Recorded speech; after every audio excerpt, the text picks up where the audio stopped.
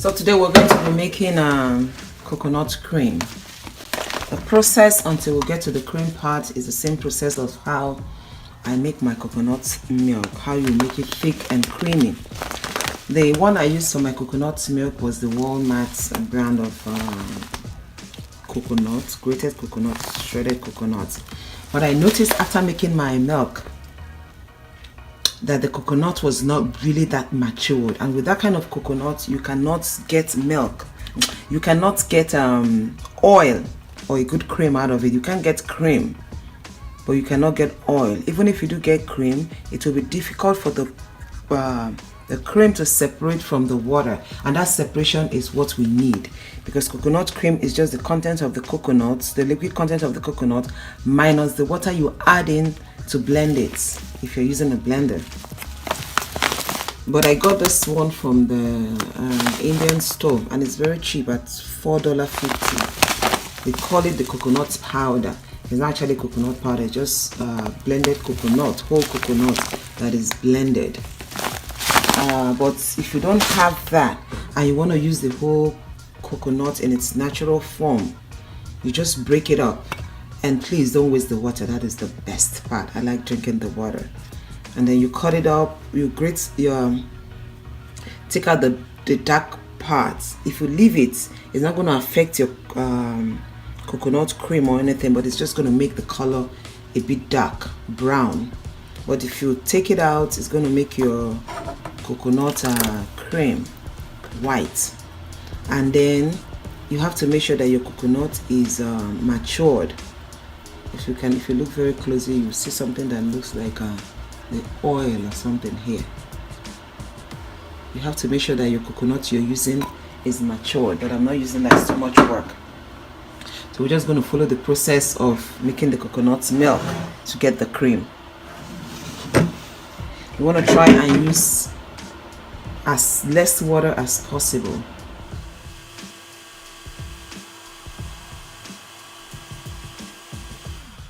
Before you start straining, especially coconut that has a lot of oil.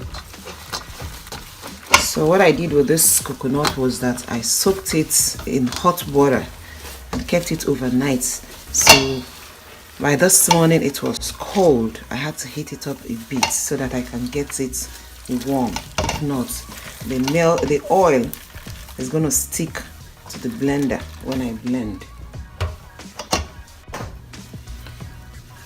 So you have to squeeze it out real well, so that by the time you're drying your coconut shaft, it will be easier and get it drier faster.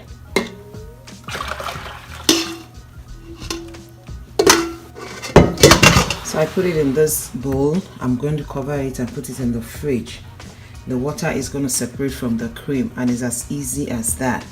Because that is what you get when you buy the coconut milk in the containers, and then you get that white clump in the top and the water at the bottom. That is the cream separating from the water. So this is what is going to happen. So but this one we're just going to make the cream. So I'll put it in the fridge maybe overnight or until it separates and solidifies, and I'll get back to you. Okay, this is our coconut milk. After a few hours in the fridge, if you look at it, you will see that the water has separated from the cream. This is the cream, and that is the water at the bottom. So what I'm going to do is I'm going to scoop it out. So this is the coconut cream. It is from this coconut cream now that we're going to make our coconut oil.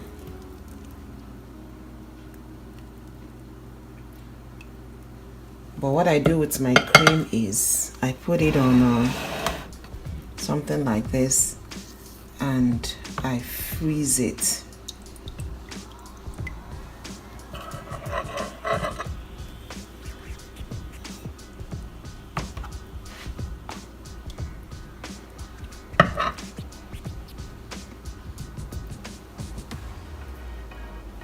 I'm going to freeze that as my cream. Then the other part, I put it in a non-stick pan and boil it for my coconut my coconut oil. I don't want to mix too much. I prefer it as a cream more than the oil. But this coconut water, I'm still going to use it. I'm still going to use it in my smoothies or my juice. I don't just discard it. So I'll put this on the fire. I turn the heat low and allow the coconut oil to come out. And then this one goes into the freezer. I freeze it and then I bag it. I use it for things like my ice cream making or anything I need coconut cream for.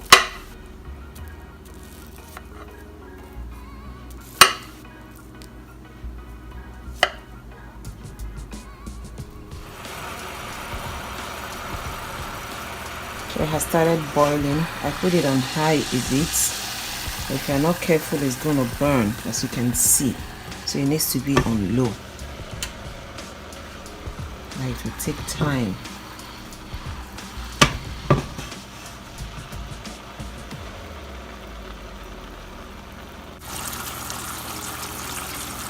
So this is our oil. If you look very closely, you can see the traces of the oil has started coming out. So while that is still cooking, I'm going to show you a very local and basic way of drying your coconut shaft. So this is the coconut shaft or coconut plump we got from making coconut milk and the cream and the oil. You can either dry this in your dehydrator, or dry it in your oven, or dry it in the sun. But I'm going to show you a basic way you can do this that is easy and faster. It's not that the oven is not easy, but if you don't have the oven, or you don't have a dehydrator, maybe you don't have even electricity, or it's raining outside, you can do this right in your kitchen. You put water in a smaller pot, put a bigger cover of pot over it, and then you put your coconut shaft on top of the pot, and then start stirring. You can use a tray too if you want. Let me just reduce the quantity that I'm doing so that we can make it in 2 batches. And then you stir. Normally I don't dry my coconut shaft. Normally I don't dry it. I just put it in a bag and I dump it in the fridge. I use it like that. But for the purpose of this tutorial, I just want to show you how you can do it.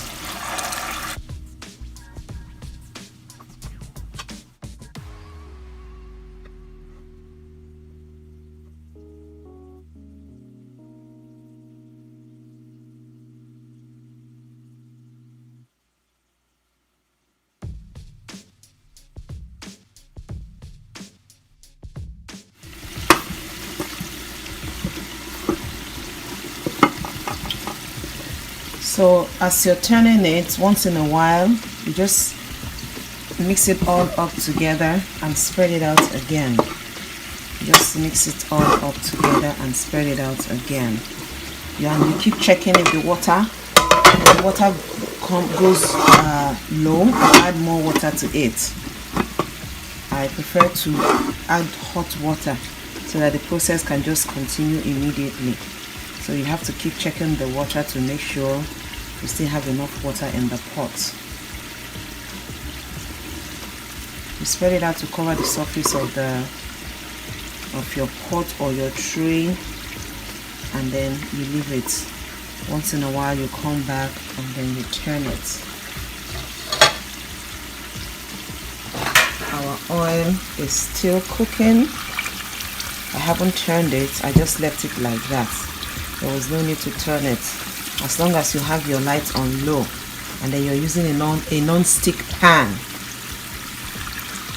it's just going to cook there without any disturbance. So soon we're going to have our coconut oil. And if you remember what I said earlier, the type of coconut you use is very, very important.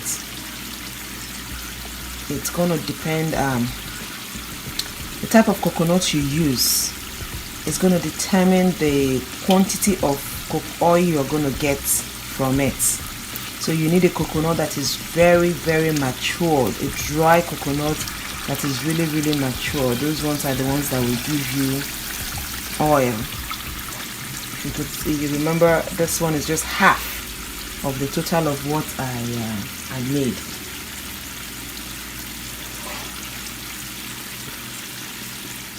So our coconut oil is ready.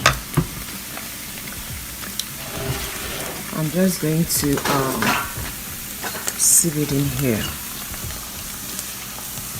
This is burning too much. I don't want it to get that much burn, so I'm going to sieve it here. You see the bottom, you use a non-stick pan. It is the best for making coconut oil. And then when I'm done, like my beef tallow, I still press it down. When you press it down, you still have oil coming out. So you press it down to make sure you take out all the oil. You have to do it when it's still hot.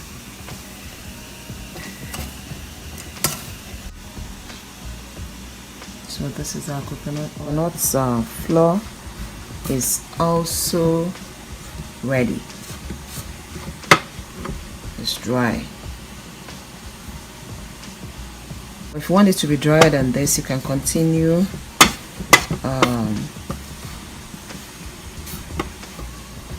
with the drying process until you get it to the dryness that you want. Especially if you're going to store it out of the fridge, I'll advise you to make sure that it is really, really dry. Why this is better than the oven is that if your oven does not have a very low setting, you might have it burning in some places, and then you have to keep opening your oven to stir it constantly. And then the dehydrator is something not everybody has, so this one is a general method that anybody can use.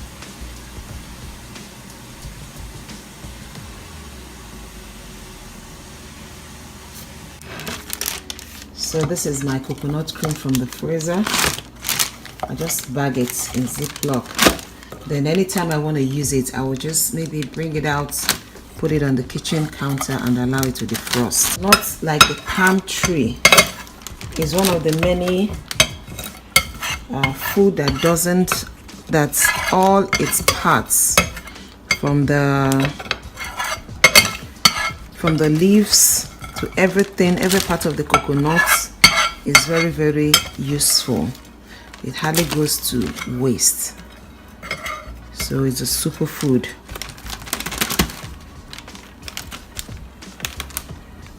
So as it is now, I'm going to put it in the freezer. Or you can put it in a container if you want. So I like mine frozen. And the residue from the coconut oil, if you don't allow it to burn very well, it's actually good for a snack. It's really, really crunchy. You can hear the crunch.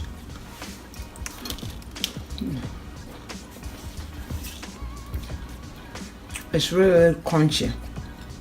So you might want to consider when you make your coconut milk oil not to allow it to burn. It's delicious. Thank you for watching how to make your coconut oil, coconut cream, and how to dry the coconut shaft, the coconut flour. How to dry a coconut flour. And you can use this in your baking. You can use it to make your coconut fufu. You can use it to make a lot of things.